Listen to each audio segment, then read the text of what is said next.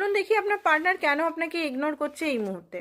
তো এই মুহূর্তে উনি কোনো প্ল্যানিং করছে নিজের লাইফে নিজের বিজনেস বা নিজের কেরিয়ার, গভর্নমেন্ট জব, স্কুল কলেজে পড়েন তো পড়াশোনাতে প্রচণ্ডভাবে ফোকাস, প্রচণ্ডভাবে প্ল্যানিং। তো এই মুহূর্তে উনি চান না যে লাভ বা এইসবের জন্য ওনার কেরিয়ারটা নষ্ট হোক, ঠিক আছে। নেক্সট হচ্ছে স্পেড পেন্টিকালস।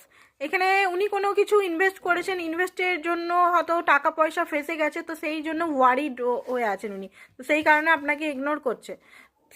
থার্ড কারণ হচ্ছে মুনের কার্ড এসছে, মুনের কার্ড এখানে আমি দেখতে পাচ্ছি।